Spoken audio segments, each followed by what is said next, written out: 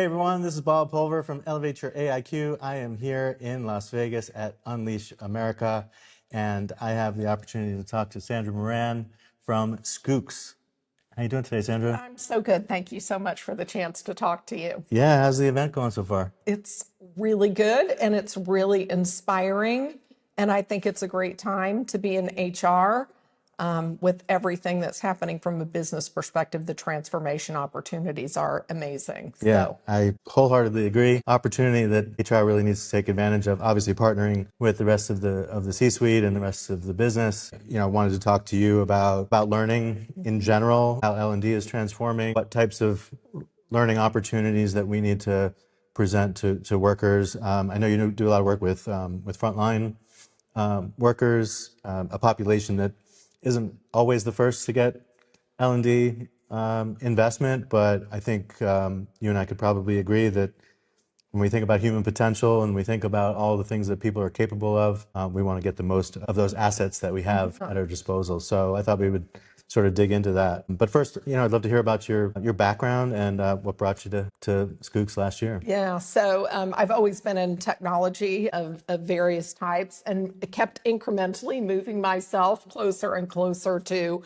workforce management and really to technologies. What I love about this space is it's great for an organization. There's a real return on investment when you maximize the potential of your employee population. And the soft side of me is that this is a technology that really can change people's lives and help people do better in their own lives. That was one of the concepts here that, work-life balance and people performing at their maximum potential. It's good for the business and it's good for them too. I keep working my way and have landed in learning and development, really that cornerstone of company potential and individual employee potential. Yeah, and you have a sort of a dual role at Schoox, right? So how are you sort of balancing those things and how do they sort of intersect? I was curious to hear. Yeah, I'm in our own organization. If you look at what we're trying to do with AI ourselves to actually transform the solutions that we're delivering to our customers and future customers, we have our own learning and development needs. We also are trying to adopt and transform not only the product, but the way that our organization runs, which I know many people can relate to. And then our ability to use AI in a different way to transform, not just make content creation faster or add a video to it, but to really leverage the technologies that we're providing to companies to fundamentally change the role that learning has. All three of those areas are areas that I'm focused on. Yeah, that's great. So a lot of this is making it relevant to each person, right? Everyone's on their own journey. There's different things that they need to learn, maybe at different points in time, maybe even understanding the context of a particular use case or workflow and things like that. So I think AI gives us a lot of opportunity to sort of allow for that level of personalization and customization, which sometimes, frankly, that's where a lot of the learning really gets stuck, or it's relegated to those trainings, Yes. sort of basic trainings that you and I were talking about before. When I get my compliance training, no offense, compliance training, I'm rolling my eyes that, I have to get through it. So I do think there's an opportunity for us to really tap into the potential. The technology's been there. Now AI really makes it possible for us to think about learning personalized to the individual. And probably more important today, and the approach that we've taken is that learning should serve a purpose, meaning I am training you because I'm trying to drive a specific business outcome. And instead of sending you through a generic set of courses that I built or bought from somebody else and applying them equally to people, we can do better than that. So we're talking about taking a business problem, deconstructing it into what are the skills that are necessary, not just generic, but if I work for this company, how am I going to train you on upselling in order to drive revenue growth? What are the metrics that sit behind that? And then to generate specific training to that brand that drives that outcome. And again, continually adapting. So what's going to roll my eyes if I'm an employee is that you're talking to me about a skill I've already attained, right? I need to see that you're progressing and you're actually helping me not just take a course, but actually develop a skill that is necessary for me to be successful in my job. Yeah. So when you think about the potential value creation or value realization of some of that skills attainment, how are you seeing some of your customers measure that, and how have they tried to change the very culture of the organization to show that these are investments that are mutually beneficial for both the individual and the company? Yeah. Well, for a long time, people measured learning on course completions. Did I finish the class? Did I take all of the class? What percentage of people took that class? And what was the missing link was that actual connection.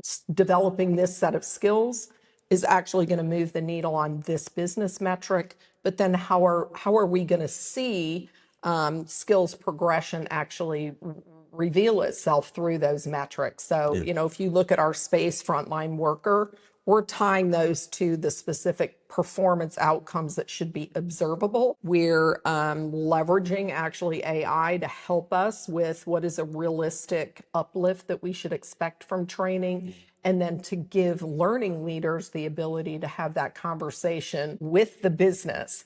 Would it be worth it to you to invest this much time in these people if I can show you that we could improve productivity per hour or revenue or table turns this much? This is what we see the potential business impact of that being. Yeah. It seems like organizations are starting to recognize, the value for everybody, this win-win situation by making these types of investments. But there's still a lot of laggards that say, okay, even when it comes to AI, people are immediately sort of focused on a technology investment as opposed to, maybe an extension of the platform from a content perspective into developing AI skills, how you're augmenting yourself and the way you think, or even some of the tasks that you may do as a frontline employee. And so I think there's still obviously more of the market to bring into your world and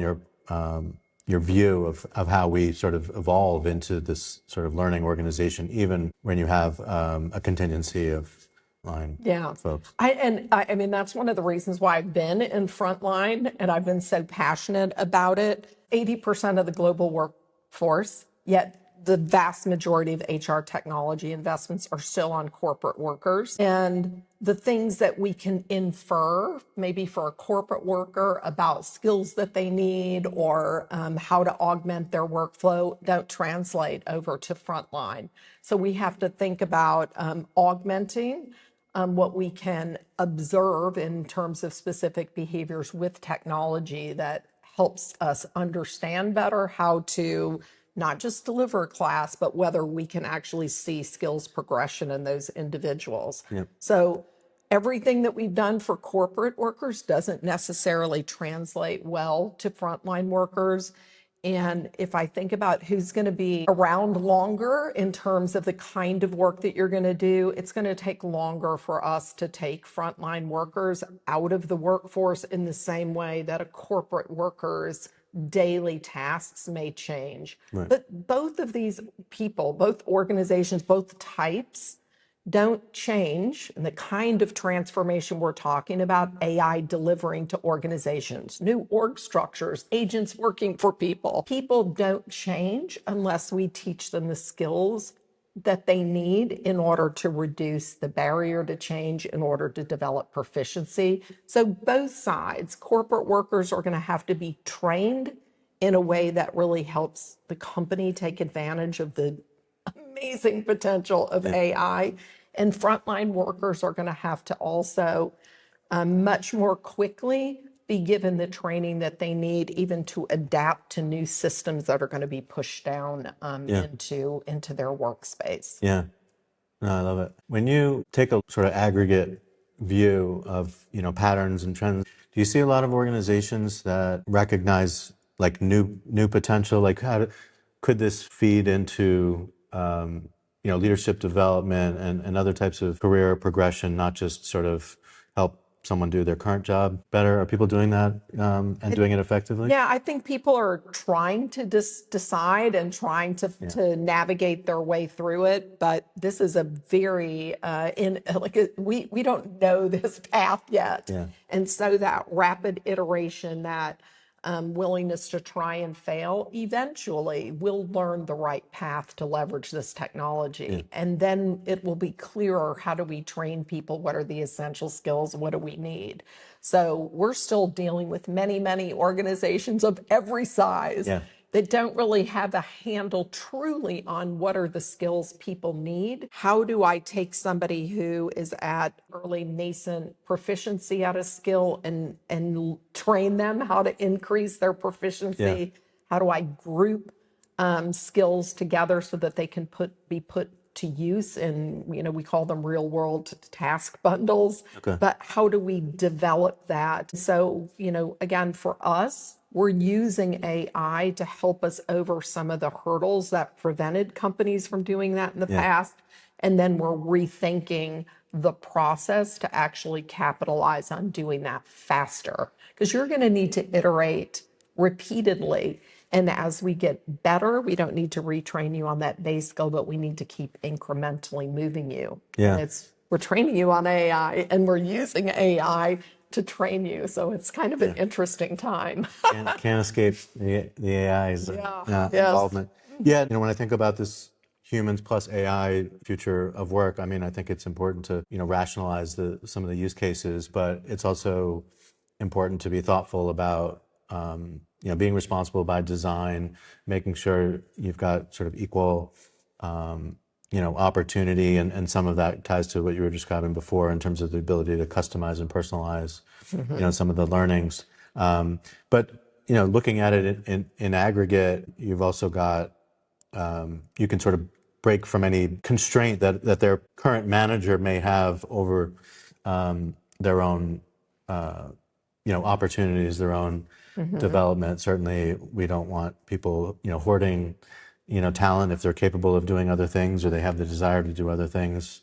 When the timing is right, let's make sure that those opportunities are there. So it just presents more evidence that this person is ready for the next opportunity. Absolutely. And then again, through observability, through learning nudges, through, micro assessment, through feedback, continuous feedback, we're able to establish whether that person is skills proficient or not, and what is the delta. Yeah. Yeah. One of the things that I've been thinking about is as some of the companies who aren't as forward thinking as others, and they are just looking at sort of short term, metrics, we've got to make our numbers. That means we're going to have to, cut some people.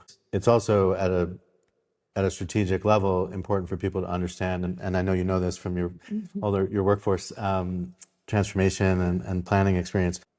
But if you do have to cut people, do you have all the evidence to know where it makes sense? And that means, where are the business priorities, and who are the people that have the potential to help us, for all the aspiring, things that we want to do. And so I just think the more evidence you have, the better you're going to be having confidence in these data-driven decisions that you're going to make about the workforce. And I think, skills development, learning agility, and all these things are very important, elements within the calculus of that. I completely agree. And what we value today, past experience in this particular skill, could be less valuable and appears to be less valuable in the future than something that you said that resonates with me a lot, and that's learning agility. Have I demonstrated that I can repeatedly learn a new skill because the pace of change is accelerating so quickly? So even the whole hiring profile, I want somebody with this past experience, could have less value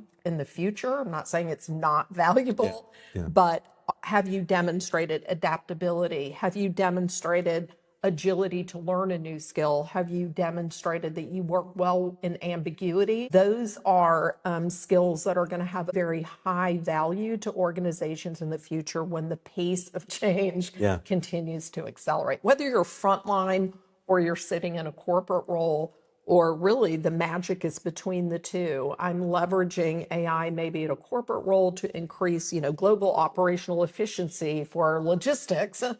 Still there's people on the receiving end. And if we can't match the pace of change with the training that we're going to offer to people so that they can take advantage of these new capabilities, like the system has to be in balance or it doesn't work. Yeah, you got me thinking about the half-life of skills and how people need to constantly be refreshing some of those skills as even some basic automation, rules-based automation may say, okay, well, we've taken this off your plate.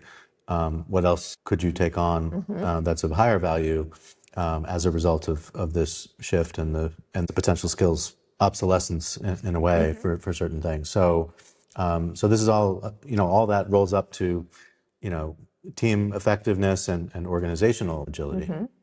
I think, though, when you really peel everything back, the pace of change, these kinds of discoveries that we'll make, organizations that will be most effective are organizations who learn how to learn quickly. And learning quickly becomes part of their competitive advantage. I can't think about how you're going to achieve a transformational high value project or initiative if you're not thinking about how are we going to actually get our workforce prepared and able to contribute wholly in the potential. You realize it with people, and even if people are working alongside AI or robotics or some of the future technologies that I think will become commonplace. Yeah, for sure. Yeah, I mean, I think about contract work, blue collar work, and even if it won't be anytime soon where a robot plumber is going to show up Yes. have it to your house, there's still elements of what you do end to end in between fixing pipes and fixtures and what have you. Some of it is client interaction, and some of it is technology. I can now electronically sign my HVAC contract. I can use their tech to see inside my furnace that I just had to replace. And so there's all these other technological elements that people are going to have to sort of interact with that are just part of the end to end. We often think of AI taking on specific tasks and activities, but there's still this human sort of connective tissue that does a lot of things that may not show up in a process flow chart, but there's a lot of things that happen that connect task to task and activity to activity. So Absolutely. And we still live in the real world, so there's got to be some role for us humans in all of this at the end of the day. Absolutely. Absolutely. Well, Sandra, this has been really great conversation. Thank you so much for taking some time out of the conference to spend some time with me. Anything from Schoox that you're talking about at the booth that you want to? Yeah, I just, I'll say it again. I think that this is an amazing time to be in human resources. This is the time that I think we have the biggest opportunity to really impact the way organizations and their employees contribute to the success of business. So I hope we don't marginalize the use of learning as part of the transformational power that HR can have inside their companies, and that HR really begins to learn the language of business and demonstrate that the work that they're doing is the work that's driving business performance. I can't think of a better time for HR to step up and really play a tremendous role in transformation of companies. No, I absolutely agree. Thank All right, you. I'll leave it there. Yes, Thanks so thank much, you. Sandra. Thanks everyone for listening. We'll see you next time. Bye-bye.